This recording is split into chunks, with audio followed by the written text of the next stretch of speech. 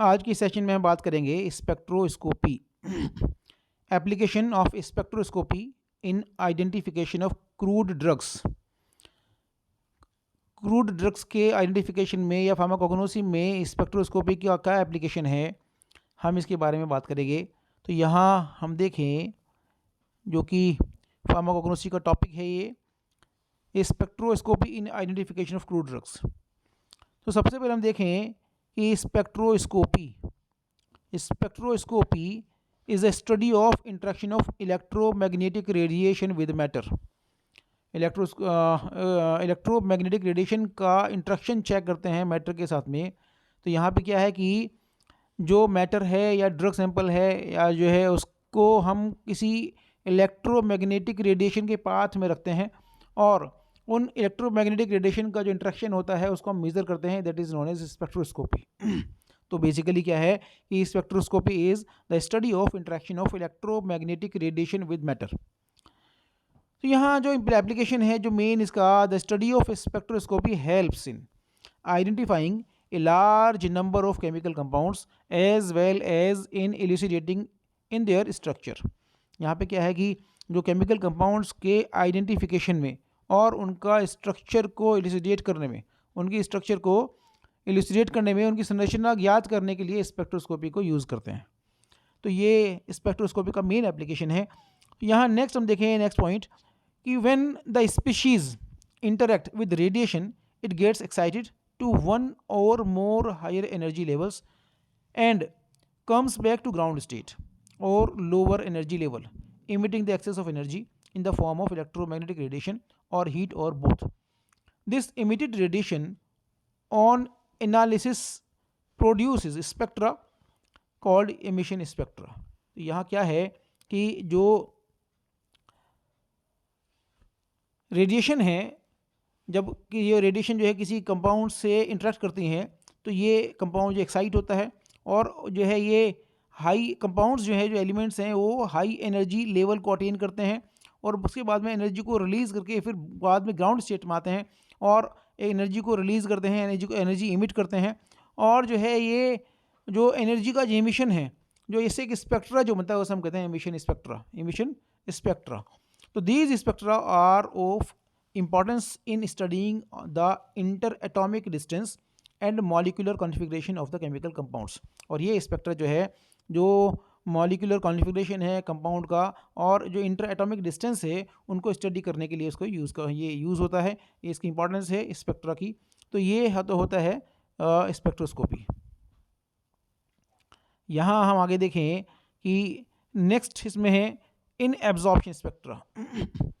In absorption spectra, a chemical species, that is atom, ion or molecule, absorbs the incident electromagnetic radiation and promote to excited state। यहाँ पे क्या है कि कुछ cases में क्या होता है कि इलेक्ट्रोमैग्नेटिक रेडिएशन जो है, जो इसके पाथ में हम कंपाउंड रखते हैं तो वो कुछ इलेक्ट्रोमैग्नेटिक रेडिएशन को एब्जॉर्ब कर लेता है और उससे क्या होता है कि एब्जॉर्प्शन स्पेक्ट्रा प्रोड्यूस होता है। तो यहाँ स्पेक्ट्रा दो टाइप का हो गया, एमिशन स्पेक्ट्रा और एब्जॉर्प्शन स्पेक्ट्रा। आगे हम देखें, नेक्स्ट इसमें है अल्ट्रा वायलेट स्पेक्ट्रोस्कोपी। तो यहाँ हम देखें कि द वेवलेंथ रेंज, अब इसमें हम जो है कुछ अलग डिफरेंट टाइप्स की स्पेक्ट्रोस्कोपी पढ़ेंगे। तो यहाँ देखें कि the wavelength range of ultraviolet radiation starts at the blue end of the visible light about 4000 angstrom and ends at 2000 angstrom. तो अगर रेंज इसकी देखें यूवी स्पेक्ट्रोस्कोपी की, तो ये 4000 टू 2000 एंगस्ट्रॉम तक होती है। The ultraviolet region is subdivided into. अब जो अल्ट्रा वायलेट रीजन है उसको भी कुछ जो है डिवीज़न है। इसमें क्या है, इसमें सबसे पहले the region between 2000 angstrom to 4000 angstrom is known as near ultraviolet region. इस रीजन को हम कहते हैं 2000 से 4000 एंगस्ट्रॉम तक के जो रीजन है इसे हम कहते हैं नियर अल्ट्रा वायलेट रीजन। और वहीं the region below 2000 angstrom, that is 1000 to 2000 angstrom, is known as far ultraviolet region। Next हम देखें कि the colourless substances absorb the energy in the near ultraviolet region, whereas colored substances absorb radiation from the visible region। Then next point, in UV and visible spectroscopy only valence electron absorb energy, thereby the molecule undergo transition from ground state to excited state. This absorption characteristic is characteristic and depends on the nature of the electron present. यहाँ पे क्या है कि UV spectroscopy में जब valence electron energy absorb करते हैं और ट्रांजिशन होता है उसमें ग्राउंड स्टेट से एक्साइटेड स्टेट में जाते हैं, और तो इसमें जो है एक एब्जॉर्प्शन जो होता है वो जो है जो उसके अंदर इलेक्ट्रॉन प्रेजेंट है उसके ऊपर डिपेंड करता है. तो यहाँ आगे देखें हम different types of electrons present in any molecule are. यहाँ पे हम देखें जो इलेक्ट्रॉनिक ट्रांजिशन होता है यूवी में, तो कुछ इलेक्ट्रॉन्स जो होते हैं sigma electrons, pi electrons and n electrons. तीन टाइप के इलेक्ट्रॉन्स जो है कि कंपाउंड्स में होते हैं. The electrons forming single bond are called sigma electron. जब सिंगल बॉन्ड अगर होता है तो उसे हम कहते हैं sigma electrons. And the bonds are sigma bonds. Since the bond is very strong, the amount of energy needed to excite sigma electron in sigma bond is comparatively much higher. So compounds containing sigma bonds, that is saturated hydrocarbons such as paraffins, are used as solvents since they do not absorb UV radiation. यहाँ पे हम देखें कि जो sigma electron अगर किसी compound में जो है बॉन्ड्स हैं, अगर single bond, double bond, triple bond होते हैं, अगर सिंगल बॉन्ड है तो उसमें सिग्मा बॉन्ड होते हैं वो, और सिग्मा इलेक्ट्रॉन्स होते हैं वो उसको सिग्मा बॉन्ड कहते हैं. और जो है ये बहुत स्ट्रांग होते हैं और इनको एक्साइट करने के लिए भी जो एनर्जी है वो बहुत ज़्यादा चाहिए होती है. इसलिए ये कंपाउंड्स जो है ये एज ए सॉल्वेंट यूज़ किए जाते हैं क्योंकि ये यूवी रेडिएशन को एब्जॉर्ब नहीं करते.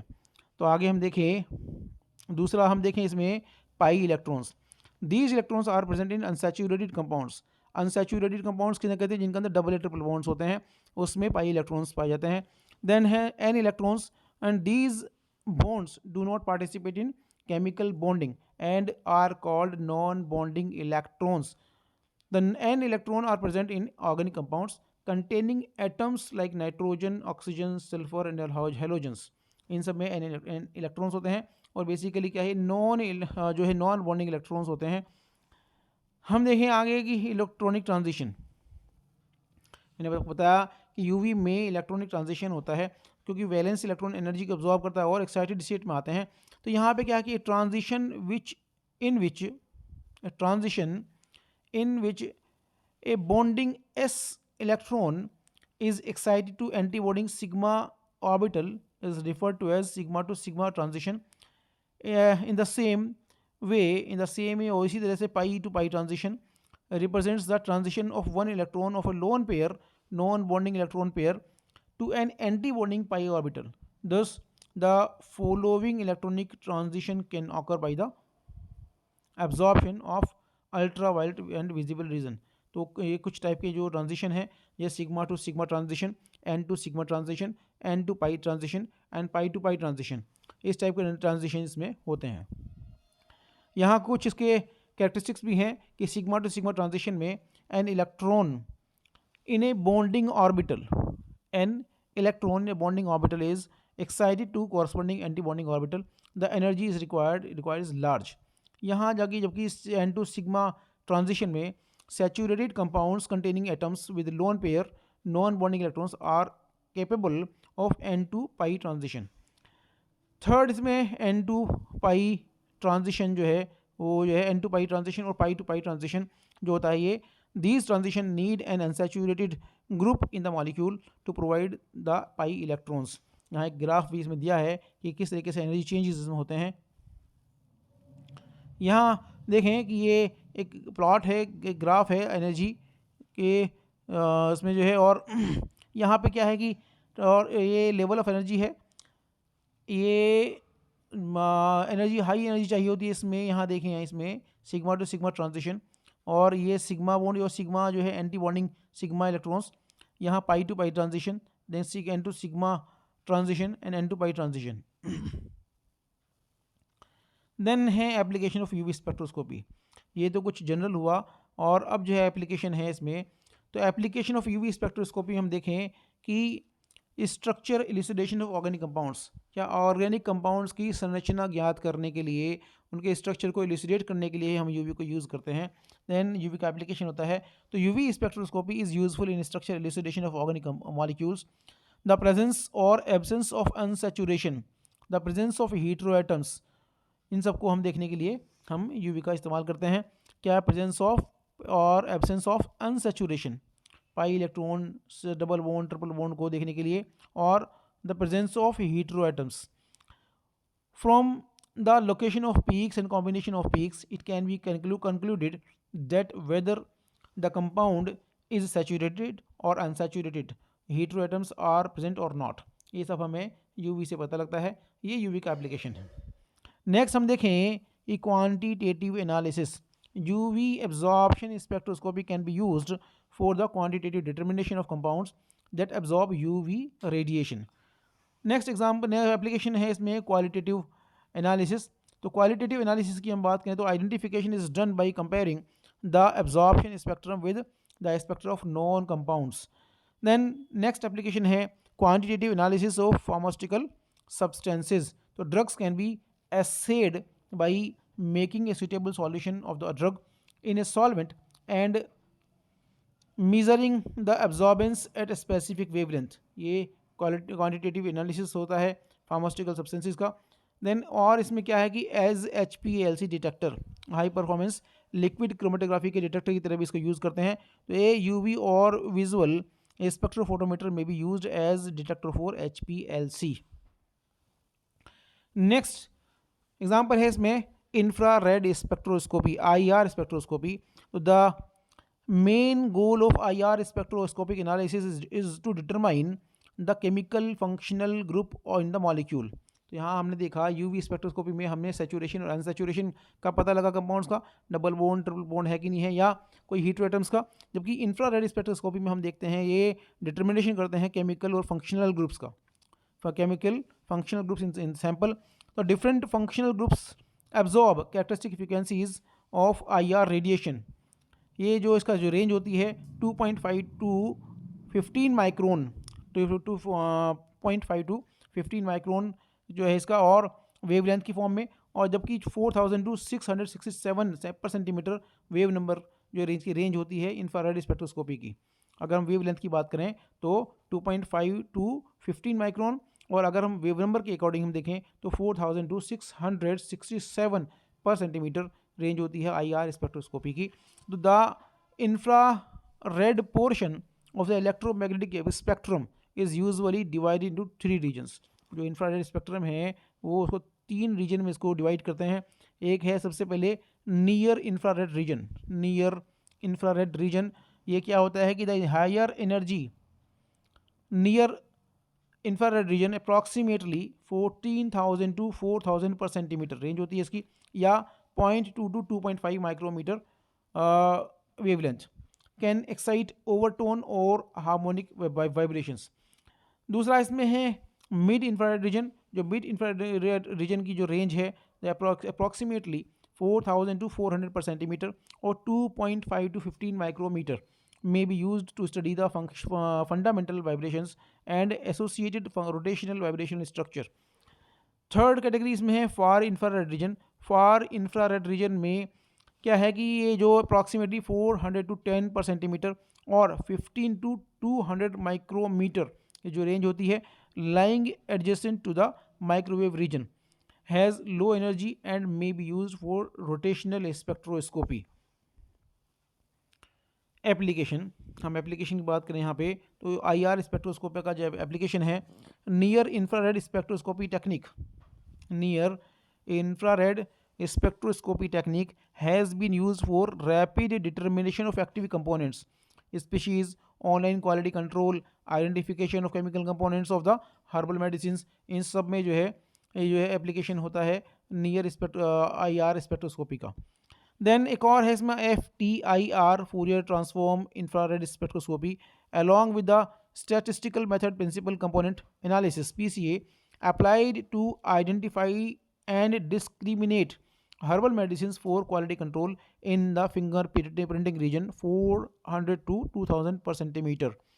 देन हम देखें कि IR method can be adequately discriminate different herbal medicines using FTIR data next application देखें कि identification of all types of organic and many types of inorganic compounds, determination of functional groups in phytoconstituents, determination of molecular composition of compounds isolated from plants, etcetera. ये सब application है infrared spectroscopy का। Next spectroscopy हम देखें nuclear magnetic resonance और NMR spectroscopy. ये क्या है कि nuclear magnetic resonance spectroscopy, most commonly known as NMR spectroscopy, is a research technique that exploits the magnetic properties of certain atomic nuclei to determine physical and chemical properties of atoms or their molecules in which they are contained। यहाँ पे हम क्या करते हैं, जो magnetic properties हैं उसका measurement होता है। या मैग्नेटिक प्रॉपर्टीज़ होती क्यों है, क्योंकि आपने देखा है कि जो न्यूक्लियस, बेसिकली इसमें क्या है, न्यूक्लियस को हम स्टडी करते हैं कंपाउंड के, क्योंकि न्यूक्लियस में जो है पॉजिटिव चार्ज होता है, प्रोटॉन न्यूट्रॉन्स होते हैं, और न्यूक्लियस के बाहर जो है वो ऑर्बिट में इलेक्ट्रॉन रोटेट सर्कुलेट करते हैं, और एक इलेक्ट्रॉन का जो मूवमेंट होता है वो अपने एक्सिस पर भी रोटेट करता है, तो उससे एक जो है एक मैग्नेटिक फील्ड जनरेट होता है। और यही इसमें है कि हम क्या करते हैं कि एनएमआर स्पेक्ट्रोस्कोप में मैग्नेटिक फील्ड को ही जो है मेजर किया जाता है। यहाँ हम देखें कि the electron revolving a circle produce a magnetic field. Faraday pointed out that all substances and all forms of matter possess magnetic properties to different extent.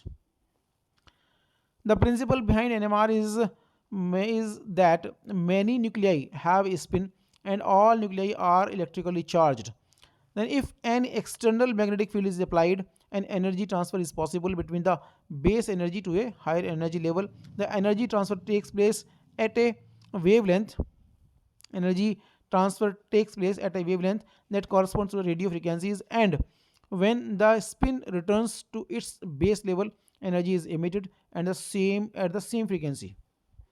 Then हम देखें आगे कि the signal that matches this transfer is measured in many ways and processed in order to yield an NMR spectrum for the molecule concerned.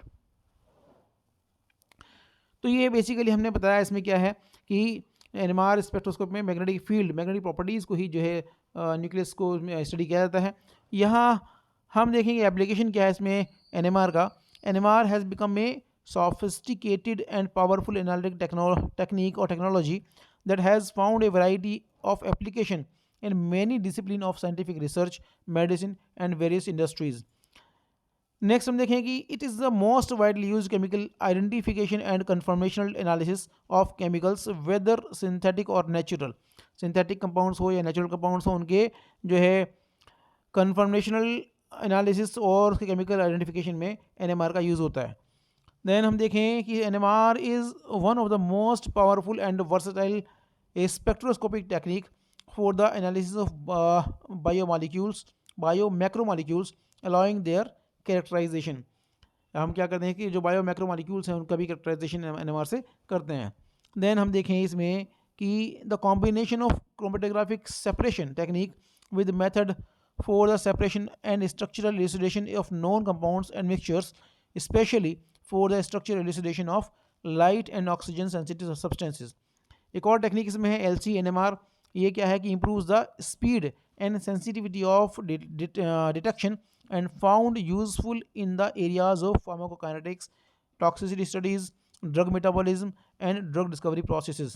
इन सब में NMR का use होता है। Then है मास स्पेक्ट्रोस्कोपी। यहाँ हम क्या करते हैं कि मास स्पेक्ट्रोस्कोप में is an analytical technique that measures the mass to charge ratio of charged particles. ये क्या करता है इसमें कि चार्ज जो पार्टिकल्स हैं उनकी मास टू चार्ज रेशियो को मेज़र करते हैं इसमें।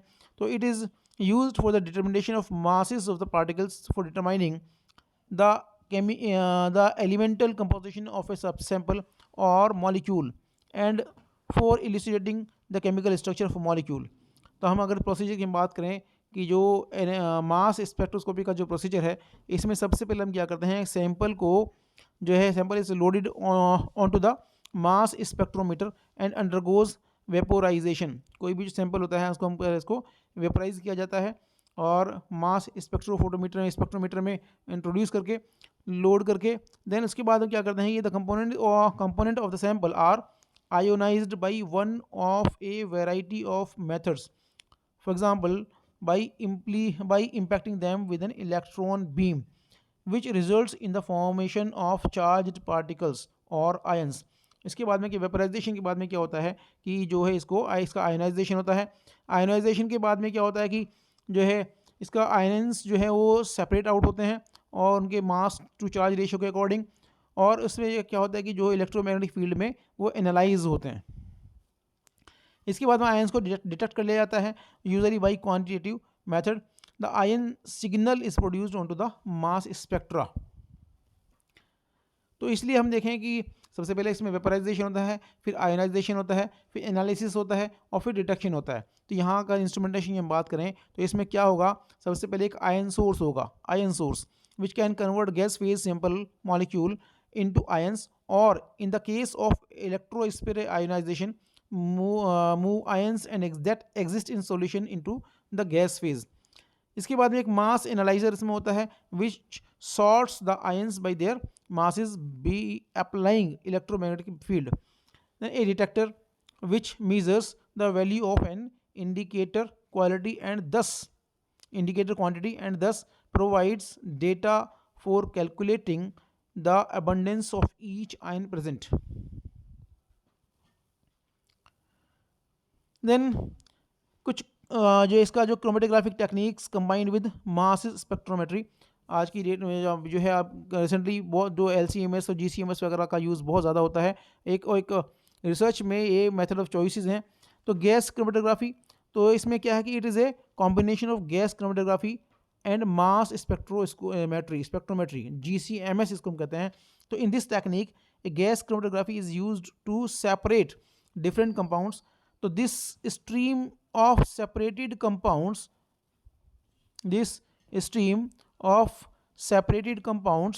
is fed online into the ion source, a metallic filament to which voltage is applied. This filament emits electron which ionize the compounds. The ions can then further fragment, yielding and predictable pattern. Intact ions and fragments pass on to the mass spectrometers analyzer and are eventually detected. यहाँ पे क्या है, इसमें gas chromatography GCMS में, यहाँ पे GCMS से separation भी होता है और इसका जो है डिटेक्शन भी इसी में हो जाता है. यहाँ पे लिक्विड क्रोमेटोग्राफी में ये सिमिलर टू गैस क्रोमेटोग्राफी है. यहाँ पे कि GCMS की जगह LCMS यहाँ पे हो जाता है और यहाँ पे जो है लिक्विड को एज ए मोबाइल फेज इसमें यूज़ किया जाता है. क्या है कि लिक्विड क्रोमेटोग्राफी मास स्पेक्ट्रोमेट्री और LCMS इस जो separates compounds chromatographically before they are introduced into the ion source and mass spectrometer. It differs from GCMS in that the mobile phase is liquid. Application of mass spectroscopy, इसमें हम क्या करते हैं, molecular weight determination, then determination of molecular formula. Then mass spectroscopy या spectrometry is also used to determine the isotopic composition of elements within a sample. Differences in masses among isotopes of an element are very small, and the less abundant isotopes of an element are typically very rare, so a very sensitive instrument is required. Next हम देखें कि जो LCMS has become method of choice in many stages of drug development. आज की अब जो है ये ड्रग डेवलपमेंट में LCMS को आज बहुत ज़्यादा यूज़ किया जाता है. तो recent advances includes electro spray, thermo spray and ion spray ionization techniques which offer unique advantages of high detection sensitivity and specificity. Then the composition of relative concentration of the organic compounds in the volatile oil are characteristic of the particular plant, and the presence of impurities in the volatile oil can be readily detected by GCMS. तो यहाँ ये इसके कुछ applications हैं mass spectrometry की, आप इसको देख लें. धन्यवाद.